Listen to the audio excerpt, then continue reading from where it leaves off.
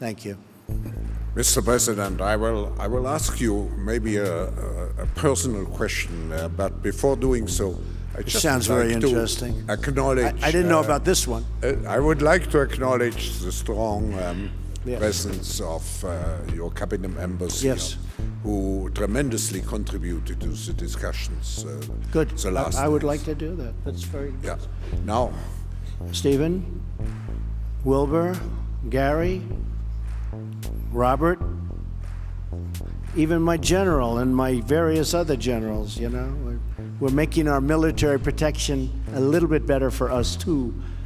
So thank you very much. Does everybody understand that? I think so. Thank you all for being here. now my maybe personal question would be, We're making our military protection a little bit better for us, too. So thank you very much. Does everybody understand that? I think so. Thank you all for being here. now my maybe personal question would be,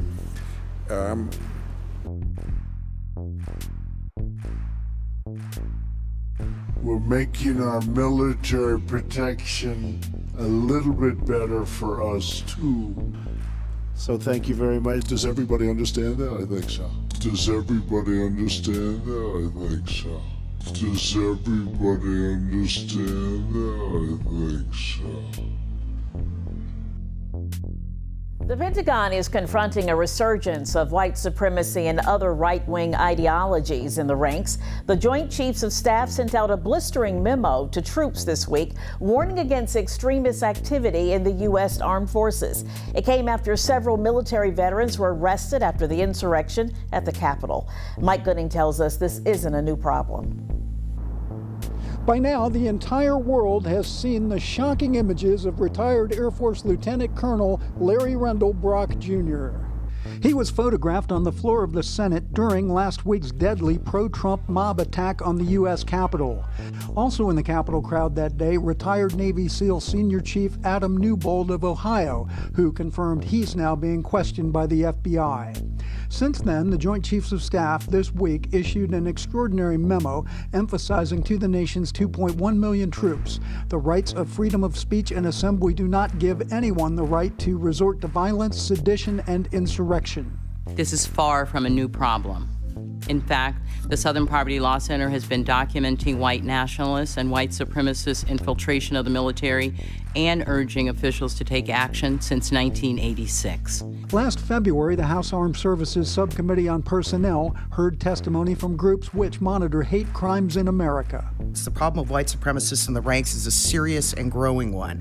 Many of us know of former soldiers with extremist views who have gone on to commit serious acts of terrorism. The presence of extremists in the armed forces is dangerous to service members, their families, and others, and harmful to the good order, discipline, morale, and effectiveness of our troops. A 2020 Military Times poll showed that 36% of troops who responded have seen evidence of white supremacist and racial ideologies in the military. Mike Gooding, 13 News Now. The Defense Secretary Lloyd Austin ordering a service-wide stand-down for the next 60 days. The goal? Give military leaders the chance to address extremism in the ranks. This comes after the Pentagon was surprised to find veterans and active duty service members among the Capitol rioters last month. And to use a favorite term that all of you people really came up with, we will stop the steal. It's a pure theft in American history. Everybody knows it. That election, our election, was over at 10 o'clock in the evening. We're leading Pennsylvania, Michigan, Georgia, by hundreds of thousands of votes. And then late in the evening or early in the morning, boom, these explosions of bullshit. We will never give up. We will never concede. It doesn't happen. You don't concede when there's theft involved.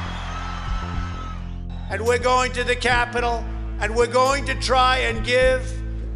The Democrats are hopeless. They're never voting for anything. Not even one vote. But we're going to try and give our Republicans, the weak ones, because the strong ones don't need any of our help. We're going to try and give them the kind of pride and boldness that they need to take back our country. So Let's walk down Pennsylvania Avenue. I want to thank you all.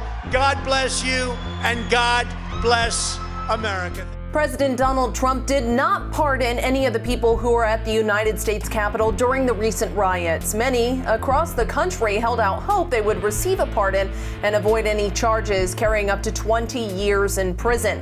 Dallas area real estate agent Jenna Ryan took a private jet to the rally and ensuing riot January 6th. She spoke with CBS DFW after about why she thinks she does not deserve to face charges. I think that we all deserve a pardon.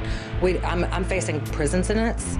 I think that I do not deserve that, and I think every person, from what I understand, everyone's going to be arrested that was there.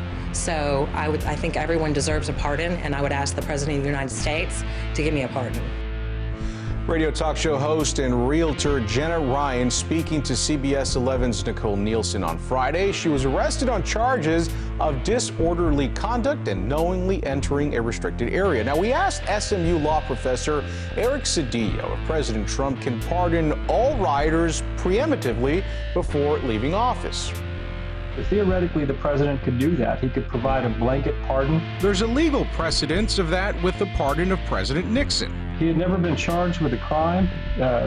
I'm sure there was something of an investigation, but once he resigned and was pardoned, he was given the opportunity to everything pretty much stopped. The president has the right to pardon any individual even before they're charged with a crime. President Trump could issue a blanket pardon for anyone on the Capitol on January 6th. So preemptively, the actual commission of the crime has to have already taken place, but it doesn't necessarily require that person be investigated nor convicted. So it is a situation wherein it is possible. But the rioters could be charged with new crimes if prosecutors find new evidence, he says. If a blanket pardon were to be given and there was actually some sort of information that perhaps the individual actually helped in an assault that created incredible bodily injury, if that is not incorporated, it's a very real possibility that they could still be charged and convicted of that crime because it fell outside the pardon that the president had given. But Cedillo says the president and his lawyers will take into consideration the impending Senate impeachment trial.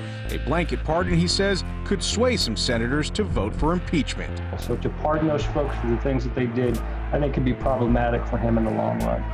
Walking out of federal court in Orlando Thursday, 72-year-old James Cusick and his 35-year-old son, Casey. According to the family's website, they're ministers of Go Ministries. Breaching the gates of the United States Capitol, the FBI says the Cusicks and a third member of their church entered the building on January 6th. The FBI says that other church member, David Les Parents, confessed after the feds received tips that the three were there. The FBI sharing pictures they found of James Cusick, including from a Capitol police officer's body camera. The FBI says their phone records also prove they were inside the building. All three face similar charges like violent entry and disorderly conduct on Capitol grounds. No, I don't think it's fair at all. Huey and Miriam Fox are neighbors of the listed address for the church. They say they support the men and they hope they beat the charges.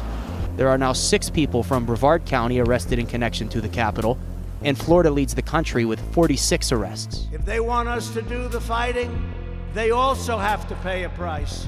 And sometimes that's also a monetary price. So we're not the suckers of the world. We're no longer the suckers, folks. Does everybody understand that? I think so. Does everybody understand that? I think so.